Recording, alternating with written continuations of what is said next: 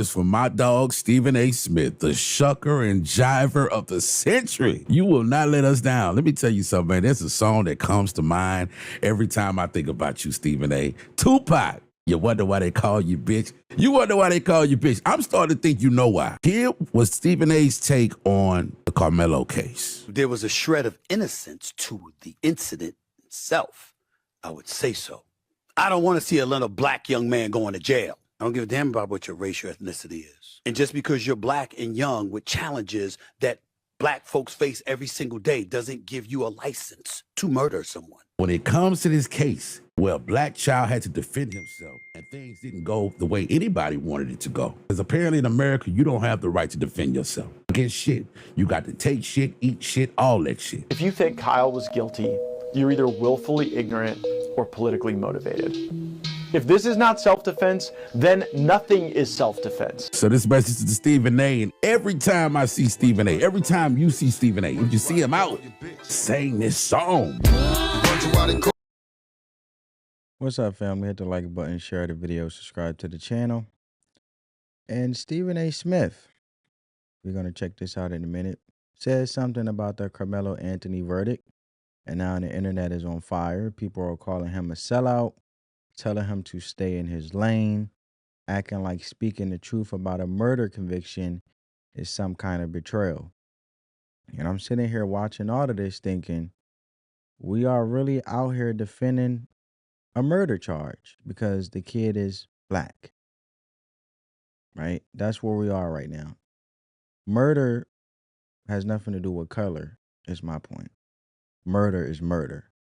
As I like to be very objective, I am not a big fan at all. I disapprove of racism or divisive rhetoric in any way, shape, or form. I push and I will continue to push and continue to advocate for all of us coming together, no matter the race.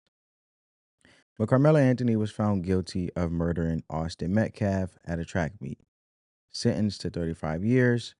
And instead of sitting with that, some folks want to make it about race.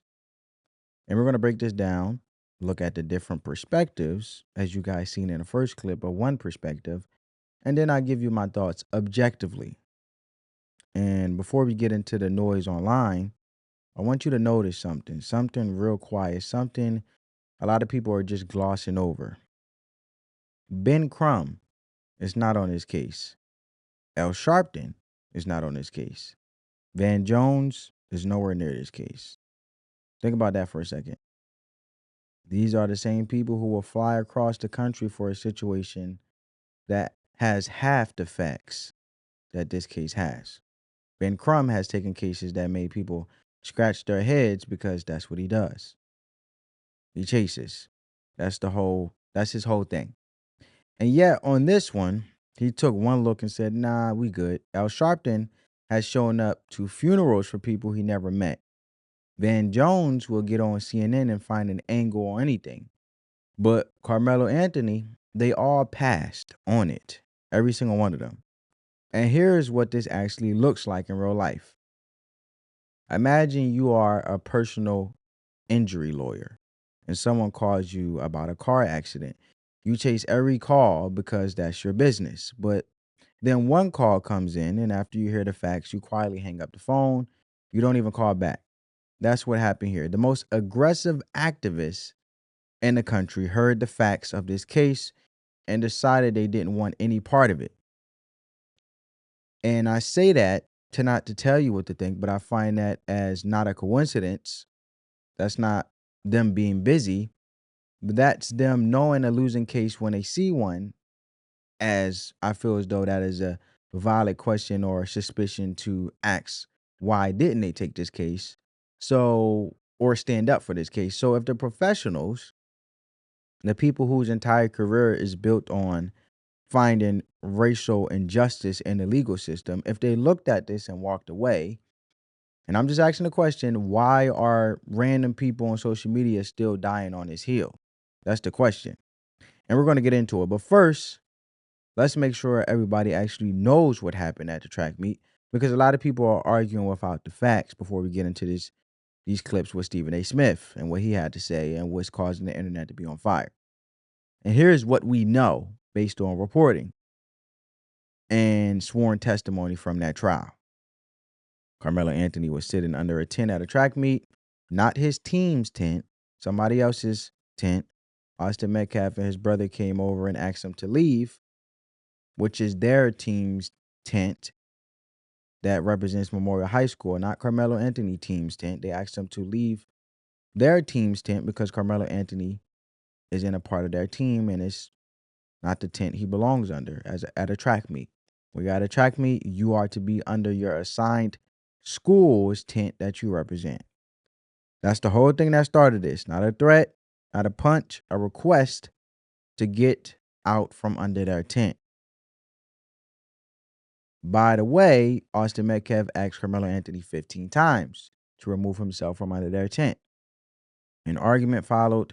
Witnesses put that argument anywhere from 5 to 15 minutes long. 5 to 15 minutes, family. This wasn't a sudden split-second situation where somebody snapped. There was time, there was space, there were people around, and at some point during that argument, Austin Metcalf said, and this came out in testimony, and I quote, "I don't want to fight you." He said it out loud. He tried to end it. Karmelo's response was, "Put your hands on me and watch what happens." And I quote. Then a shove happened. One witness said it was 2 hands. Another one said 1. Either way, it was a shove. Not a weapon, not a threat to his life, a shove. And Karmelo pulled out a knife and stabbed Austin Metcalf to death. After it happened, Karmelo jogged away from the scene. Not ran, jogged. And when somebody walked up to him and asked what happened, here's what he said according to sworn testimony on the stand. He said, "He put his hands on me, so I stabbed him. Not, I panicked. Not, I was scared." He said, "So I stabbed him." I quote. Like it was a transaction. Like it made perfect sense. A shove does not justify taking a life. That's not a conservative take. That's not a political take. That's just the law and it's common sense. You can be angry. You can feel disrespected. And just to let you know, Karmelo Anthony legal counsel did advise him not to take the stand. So Karmelo Anthony didn't take the stand. But the witnesses surrounded around this, and a close friend of Karmelo Anthony's girlfriend, Eddie Pera, who was there, basically said that Karmelo provoked it, and he was angry that Karmelo Anthony stabbed Austin Metcalf, who was part of his team, because Karmelo Anthony's girlfriend friend, Eddie Pera, who was a young man, was part of Memorial High School, and under the tent he belonged as being a teammate of Austin Metcalf on the same track team. So I'm saying that to say that what I am quoting from sworn testimony is from the individuals that took witness to this incident, because Karmelo Anthony didn't take the stand himself. His team, his legal counsel advised him not to. So you can be angry. You can feel disrespected. None of that gives you the right to kill somebody who just pushed you. Now, here's where it gets real. The people pushing back on that truth aren't arguing the facts. They're arguing race, and that's a completely different conversation. So let's talk about what the pushback actually looks like, because it's not a legal argument. It's not a factual argument. It's a feeling argument, and feelings don't hold up in a courtroom. The narrative from certain corners of the internet goes something like this. Karmelo was scared. He was being bullied. He was just a kid who made a mistake under pressure, and 35 years is way too harsh for what happened. All right? I'm just letting you guys know. So now we can get into Stephen A. Smith and what he had to say, and also the other critics like Representative Jasmine Crockett. And here we go. Karmelo Anthony murdered Austin Metcalf. There is no other way to slice it. How else do you explain, or can you explain? You at a track meet, appearing in a visitor's tent, Austin Metcalf and his brother, according to reports, come over to you asking you to leave because you're sitting under their tent. An argument ensues. Folks have said it spanned more than 5-6 minutes, Others said it went as long as 15. A two-hand shove is believed to have happened by one witness. Another witness said it was a one-hand shove.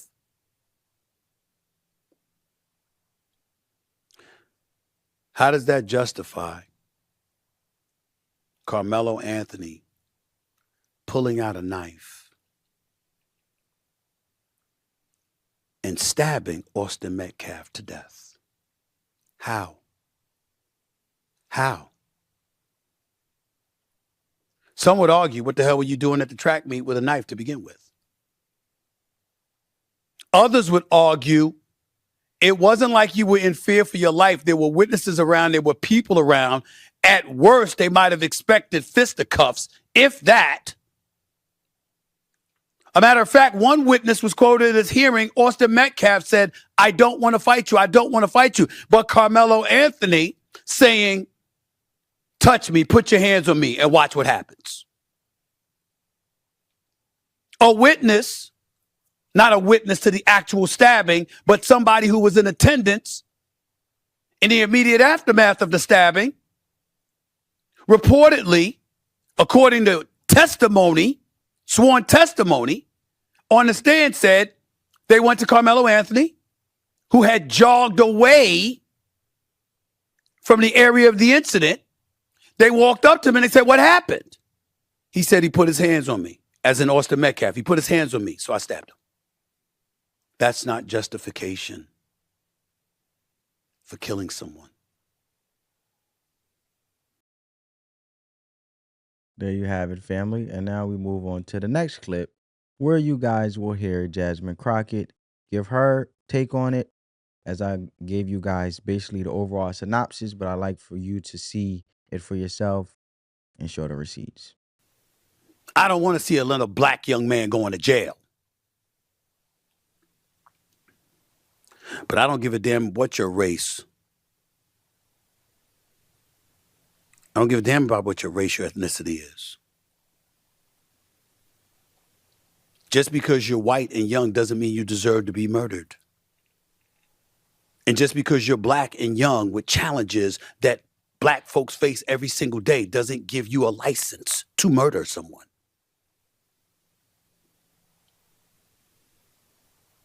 That's what happened. Now, I know there's some people out there that's going to look at this, and there's a lot of thoughts that's going to come to their mind. There's a lot of people that are in an uproar right now.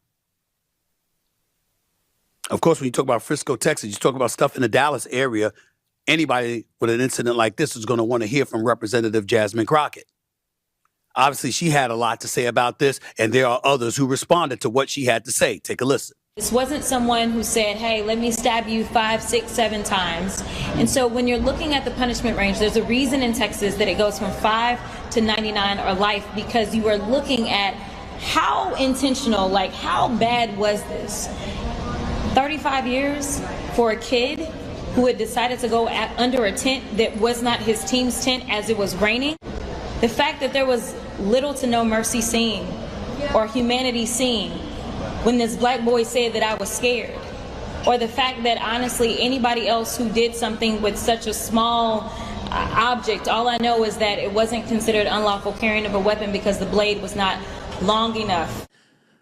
No accountability whatsoever.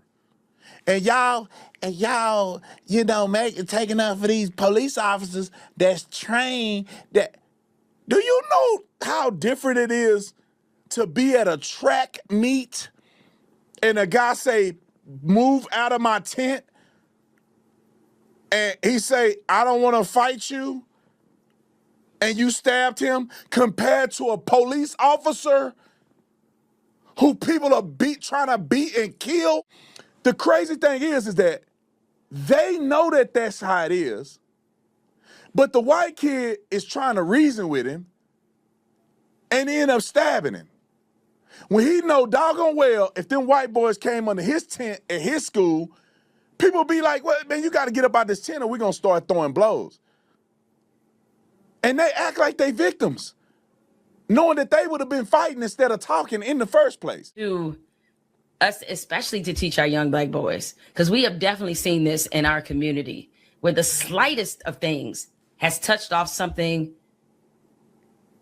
that can't be reversed. That's in true. decision making and That's true. discernment and wisdom. And those are not easy conversations to have in a world that sees them the way that they do, but we have to have them to save them. The first woman was Representative Jasmine Crockett out of Texas. The second was Officer Tatum, a popular podcaster who was just on this show recently debating someone on the liberal side. He's a conservative. And the last person was Jamel Hill, who's been in this business for many years, doing outstanding work as a reporter, first for ESPN and obviously now for The Athletic. So there you have it. You guys heard Representative Jasmine Crockett, Officer Tatum, and the list goes on, right? So Representative Jasmine Crockett weighed in and said the sentence was excessive, as you heard. She pointed out the knife blade wasn't even long enough to be considered illegal to carry. She said he was just a kid who ended up under the wrong tent in the rain. I hear that, I do. And I'm not going to sit here and pretend that 35 years isn't a long time, because it is. That's a significant portion of a person's life. But here's where that argument falls apart completely. I'm sure you heard Officer Tatum saying it. I'm just basically letting you guys know, having a conversation, showing the receipts of what others are saying so we can have a productive conversation and being objective about it, but also seeing the value in which we can get out of it to continue to be on the right side of things, but also to grow from it, because I don't want to talk about something and there's no value that I could give you guys watching this video. So Austin Metcalf told him he didn't want to fight, as in Karmelo Anthony. He said it out loud. That means the threat was already going down. The situation was already cooling, and Karmelo still reached for that knife and still used it, still walked away and described it like he made a business decision. The argument keeps shifting, and that's how you know it's weak. First, it was self-defense. Then there was a claim about tampered videos shown to the jury.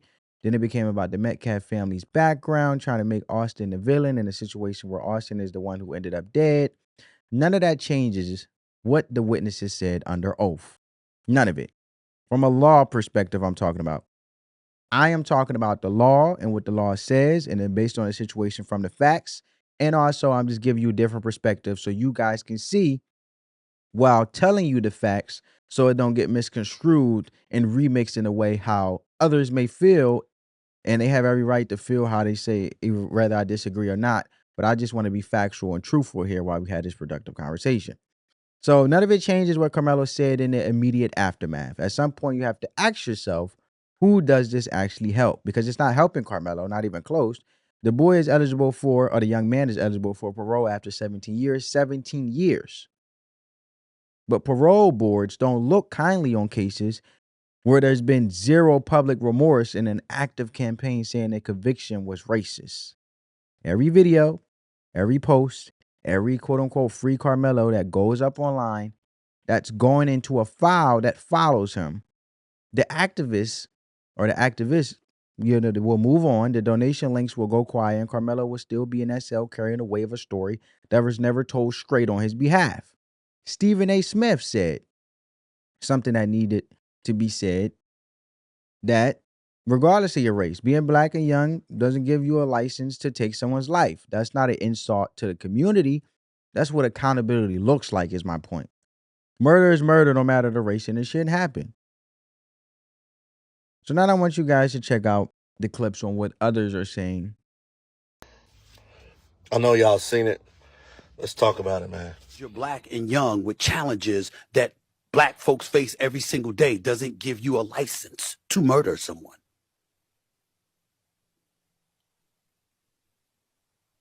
That's what happened. The weekend is crazy, bro. Stephen A. Smith, leave us alone, man. You're not an attorney. You're not a politician. Yet you keep having comments on these things as if you are the voice for us. You're not. We don't trust you. We don't believe you. We don't even like you. You're arrogant, you're pompous, you're rude. And the crazy part is, in some world, you think that you're the voice for us, and you are not. Because if you think, for whatever reason, you have this ability to insult African Americans and softening the blow by saying, I would love to, have this same heat for Donald Trump. who you love. Have the same heat for Sean Hannity, who is your best friend. But you don't. And then you create a narrative that is not true. And you know that them racists in the MAC are going to run with it. You know they're going to run with the narrative that you say because you're black. And so now they think, oh, if he's saying it, you guys need to believe it. That narrative is false. What do you mean black people in the situation? Maybe you don't know where McKinney, Texas is. It's a suburb of Dallas. It is not some project-ridden neighborhood. He was educated. He had a mother and a father in the home. What are you talking about? 3.7 GPA. Whereas we've seen video of how much of a bully and how disgusting the white boy's father is, which means the apple doesn't fall too far from the tree. And we all know, who are educators, that normally if a child is being bullied and abused at home, he takes it out on other kids. And you create a narrative to imply that this young man was wrong for defending himself. While, yes, I don't think that he should have had a knife. That's none of my business. But when they defend themselves with guns and kill us for less, they literally get off. This young man was defending himself. And you act like he was the problem. He was being bullied. But as you normally do, you tend to lean towards your whiteness or your proximity to that whiteness. You love it so much that it's like you have to show them, hey, I'm still on y'all side, but let me get these black folk right quick. We don't believe you. We don't trust you. Half of us don't even listen to you. Stephen A. Smith, bring your ass to the front. For you to be such an educated man, you say some of the dumbest shit. Karmelo Anthony murdered Austin Metcalf. There is no other way to slice it.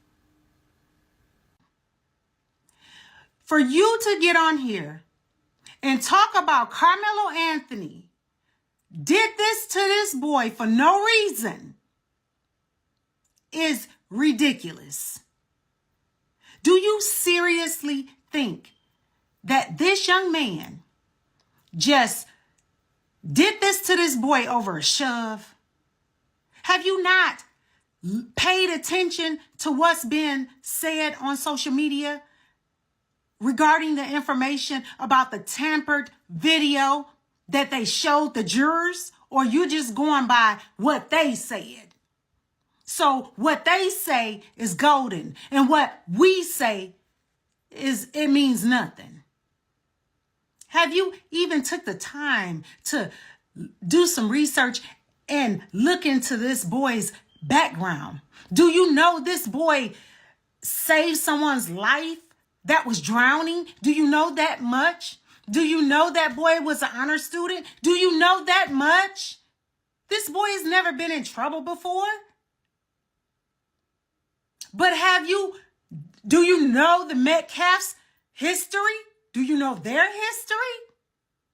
Bet you don't know that either. Stephen A. Smith, don't speak on Karmelo Anthony. This young man is going through enough. Free Karmelo until. There you guys have it. So these are the perspectives. You guys see Tariq Nasheed, he responded, Stephen wasn't going to miss his opportunity to hop on. And you get the memo from there. So that's what individuals are saying. That's a different perspective that I want to bring to the table for you today. Let me know how you guys think about that in the comments below. But look, there's a verse in Proverbs chapter 17, verse 15 that says, acquitting the guilty and condemning the innocent are both things the Lord detests. Right? Truth doesn't bend based on who's telling it or who it's about. That applies here. When we defend something just because the person looks like you, you're not protecting communities. We are weakening every legitimate argument we'll ever need to make again. At the end of the day, this comes down to one thing. Accountability has no race. It doesn't have a skin color. It doesn't care how old you are or what your GPA was or what neighborhood you came from. What it cares about is what you did. And I'm sure Karmelo Anthony is a good person. Every one of us have a good bone in us. It's just unfortunate that this deletion of someone's life overrides all of that because it's murder. Austin Metcalf is gone. His family doesn't get to have him back. His brother was standing right there when it happened. That family is carrying something that never goes away, and that deserves to be acknowledged. Full stop. No asterisk. Karmelo Anthony made a decision in a few seconds that cost him 35 years, unfortunately. And the people rallying around him online most likely will find the next case, the next cause, the next reason to post, share, and fundraise, and they'll move on. We always do. This is what they say as life goes on. Karmelo won't be moving anywhere for a long time. And the lesson for us, the real lesson is that we cannot keep showing up to the wrong fights. When we spend our credibility defending the indefensible, we don't have anything left when something real comes along that actually needs your voice. And that goes for all of us, no matter what race you are. Drop your thoughts in the comments. I want to know where you stand on this one. Hit the like button, share the video, subscribe to the channel, turn on your post notifications so you never miss a breakdown. Spread the peace, love, and positivity. Let the love supersede the hate. Catch you next one, family. Peace.